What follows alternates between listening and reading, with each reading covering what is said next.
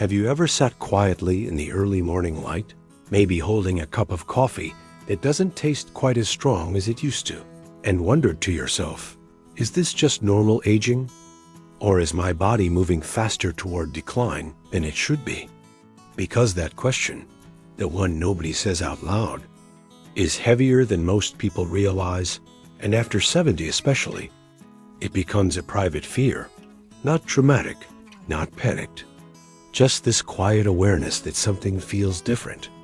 Something feels like it shifted without permission. And I want to start by telling you about a woman named Margaret, 73 years old. Sharp mind, proud posture, always independent.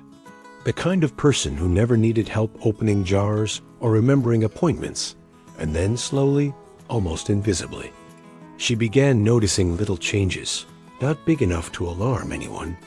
Not enough for her doctor to circle in red ink, but enough that she felt it deep inside, like her body was whispering something she couldn't fully translate. And the first sign showed up in the smallest way possible. It was recovery, or rather the lack of it, because one afternoon she carried groceries from her car, something she had done for decades without thinking twice. And the next morning, her shoulders felt as if she had run a marathon. Not soreness exactly, more like lingering heaviness. And it stayed, not one day, not two, but nearly a week, and she told herself, well, I'm in my 70s now, but here's the thing no one explains clearly. Healthy aging still allows recovery. Slower, yes, but present. While accelerated aging steals recovery first. It lengthens inflammation cycles, slows cellular repair, and your body stops bouncing back the way it naturally should. And that is not traumatic aging. That is biological strain.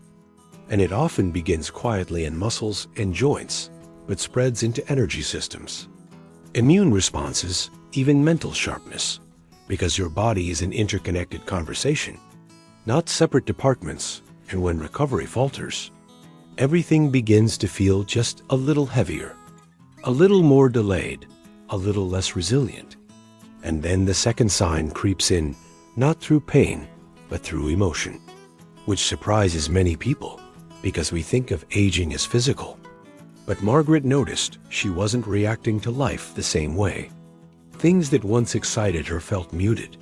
Conversations that once energized her felt draining. Patience shortened. Small irritations grew larger than they deserved. And she hated that part the most because it didn't feel like her. And accelerated aging often affects the nervous system faster than expected. Stress hormones linger longer in the bloodstream. Sleep becomes lighter, less restorative. And emotional resilience weakens in subtle ways that feel personal but are deeply biological. And when cortisol remains elevated for too long, inflammation increases, immune strength drops, and mood flattens. So when someone says you've changed, it stings because they're right, but they don't understand why. And neither do you fully. And then comes the third sign. And this one is easy to dismiss until it isn't. And that is balance. Not falling, not traumatic accidents, but hesitation. A slight uncertainty stepping off a curb, brushing against furniture more often, holding the railing a little tighter on stairs. And these are not random clumsy moments. They are early signals that coordination systems are aging faster than expected.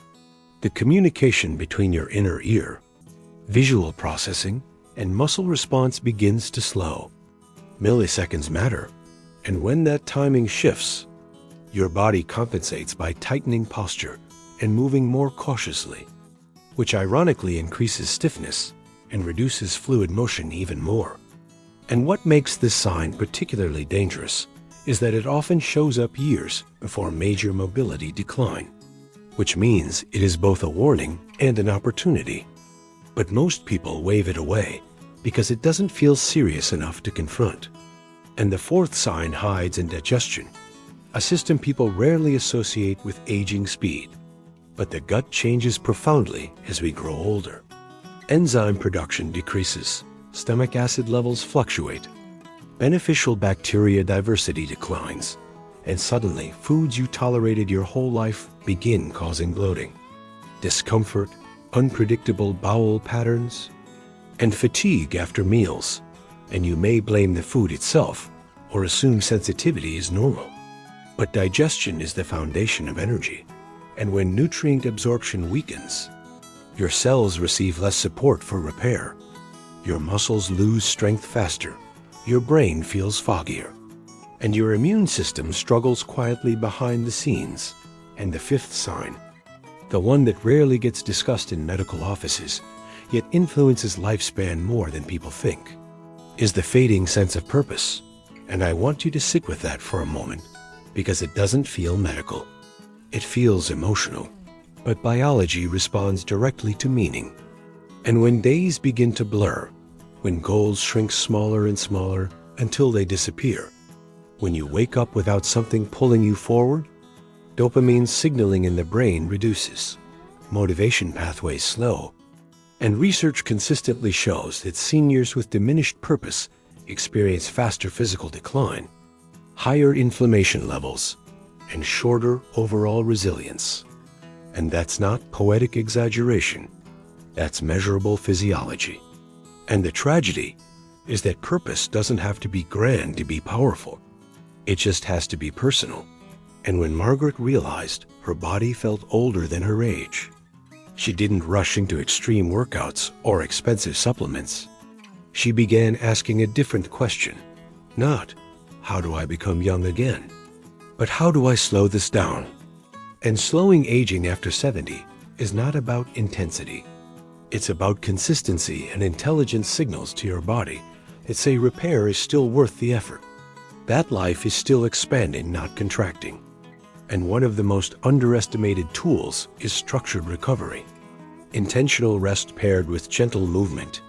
Because movement without recovery accelerates strain, while recovery without movement accelerates stiffness. So the balance matters, and small routines done daily communicate safety to your nervous system. And safety reduces chronic stress load, and lower stress load slows biological wear. And I know that sounds simple, maybe even too simple, but aging often speeds up when stress remains unprocessed for years. And many seniors carry decades of quiet stress that was never acknowledged. And the body keeps score. It always does. And here is something rarely spoken plainly. Accelerated aging after 70 often reflects cumulative lifestyle signals rather than sudden failure. And the good news hidden inside that truth is this: cumulative signals can be shifted. Not overnight, not dramatically, but steadily. And Margaret began making subtle adjustments. 5 minutes of balance practice each morning, holding on to her kitchen counter. 10 minutes of sunlight exposure daily, increasing hydration intentionally, simplifying her meals instead of complicating them, and most importantly, reconnecting with something that made her feel needed. She began mentoring a young neighbor who was struggling in school. Nothing official, just weekly conversations. And slowly, and I mean slowly, her energy stabilized, her mood softened. Her digestion improved, not perfectly, but noticeably. And here's the deeper lesson inside her story. Aging faster is not destiny. It is feedback. And feedback is information you can use, ignore, or misunderstand. And too many people misunderstand it as irreversible decline, when in reality, it is often an invitation to adjust the conversation between your habits and your biology. And if you are over 70 and noticing slower recovery, emotional flattening, subtle balance shifts, digestive unpredictability, or fading motivation, do not panic. But do not dismiss it either, because your body speaks quietly before it screams. And when you respond early, you give yourself leverage. And leverage after 70 is priceless. And I want to be honest with you in a way that feels real. Not dramatic. You will not become 30 again. And that should not be the goal. The goal is strength within your season, clarity within your age, resilience within your timeline. And that requires attention, not fear. And if something inside you while listening to this feels recognized, like someone finally described what you couldn't quite articulate, then take that seriously, because awareness is the first turning point. And in the next part, we're going to go even deeper into why these signs accelerate, what most doctors overlook, how small daily patterns compound into biological speed, and how to reclaim control in a way that feels doable, not overwhelming. Because aging is inevitable, yes, but accelerated aging is often negotiable. And the sooner you begin that negotiation, the more years you protect, not just in length, but in quality. And here is where most people misunderstand what really accelerates aging after 70, because they think it happens suddenly, like flipping a switch. But in reality, it builds quietly through small daily signals that the body reads over years, sometimes decades. And one of the biggest accelerators is chronic low-grade stress that never feels dramatic enough to name. Stress from rushing through life when you were younger, from responsibilities that never paused, from putting yourself last for so long that your nervous system forgot what calm actually feels like. And when you reach your 70s, that accumulated stress doesn't disappear.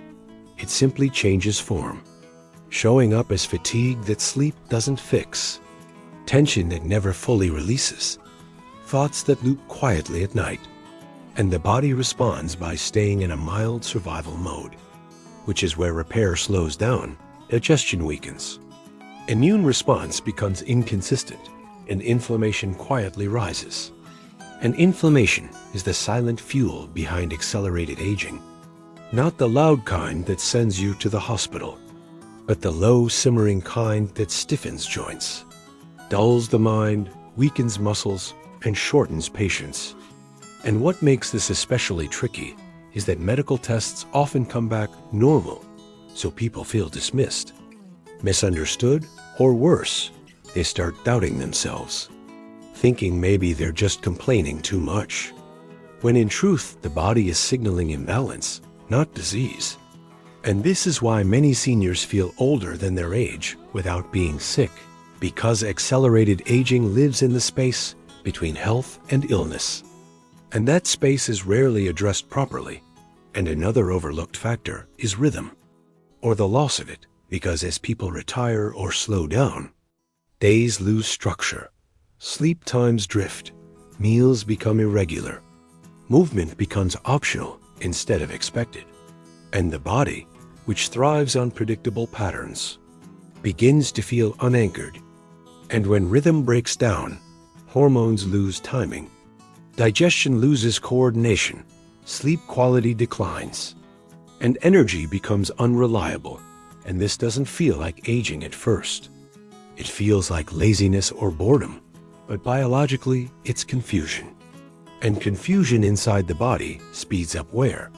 And then there's isolation. Not always physical isolation, but emotional isolation. The feeling that your experiences no longer matter, that the world has moved on, that you are watching instead of participating. And this perception alone can accelerate aging more than people realize. Because the brain reduces investment in a future it no longer feels connected to. And when the brain pulls back, the body follows. Muscle strength declines faster, balance worsens, motivation drops. And this is why purpose, even small purpose, is not a luxury after 70, it's a biological necessity. And purpose doesn't mean productivity in the old sense. It means relevance, contribution, curiosity, something that creates a tomorrow worth preparing for. And when the body senses that tomorrow matters, repair mechanisms stay active longer. And now let me say something important. Slowing accelerated aging does not require perfection. And that belief alone stops many people from trying, because they think, if I can't do everything right, why bother? But the body does not demand perfection. It responds to direction, small, consistent signals repeated over time. And even modest changes can slow biological speed dramatically, especially when done with kindness instead of pressure. And one of the most powerful shifts is learning to listen to fatigue without surrendering to it. understanding the difference between rest and withdrawal, because rest restores while withdrawal shrinks life. And many seniors accidentally withdraw when they think they're resting, stopping movement entirely, avoiding engagement, reducing stimulation. And while rest is necessary, too much withdrawal tells the body that demand is gone. And when demand disappears, strength follows. And strength once lost is harder to rebuild, so the goal becomes gentle demand. Daily reasons for the body to stay capable, whether that's walking with intention, maintaining posture, speaking clearly, engaging mentally, or caring for something outside yourself. And posture itself deserves attention, because slouched posture isn't just a physical habit. It compresses the lungs, reduces oxygen intake, signals defeat to the nervous system, and over time, accelerates fatigue and weakness. While upright posture, even when held gently, sends a signal of alertness and readiness that affects mood, balance, and breathing. And breathing itself is another overlooked piece. Shallow breathing increases stress chemistry, while slow, deep breathing activates repair pathways. And many seniors unknowingly breathe shallow all day, especially when anxious or sedentary, which keeps the body in a mild stress state. And simple breathing awareness can slow aging more effectively than people expect. And then there's sleep, not duration but quality, because aging faster often correlates with fragmented sleep, frequent waking, early morning restlessness. And while some sleep changes are normal with age, chronic poor sleep accelerates inflammation, weakens memory, and reduces muscle recovery. And instead of chasing sleep with pills or frustration, focusing on pre-sleep calm, consistent timing, reduced evening stimulation, and gentle nighttime rituals can restore some of the body's natural rhythm. And here's a hard truth delivered gently. Ignoring these signs does not keep you independent longer. It shortens that independence quietly, while addressing them early preserves autonomy, dignity, and confidence. And this isn't about fear. It's about respect for the body you've lived in for decades, a body that carried you through work, family, loss, joy, stress, and survival, and now asks for a different kind of care. Not harder care, wiser care. And if you are listening to this and thinking, I wish I had known this sooner, let that thought pass, because sooner is now. And the body responds at any age when given the right signals. Not instantly, not magically, but steadily. And steadiness matters more than intensity now. And I want to leave you with something grounding, something real. Accelerated aging after 70 is not a sentence. It's a message, and messages can be answered. And answering doesn't mean changing your whole life. It means choosing one small signal today that tells your body you are still engaged, still curious, still moving forward, because aging well isn't about fighting time. It's about cooperating with it. And when you do, time often becomes kinder than you expect. And if nothing else stays with you from this, remember this: your body is not betraying you. It is communicating. And when you respond with attention instead of fear, patience instead of pressure, and purpose instead of resignation, you slow the speed. And slowing the speed after 70 is one of the greatest gifts you can give yourself. Not to live forever, but to live better, longer, and more fully in the years that are still ahead.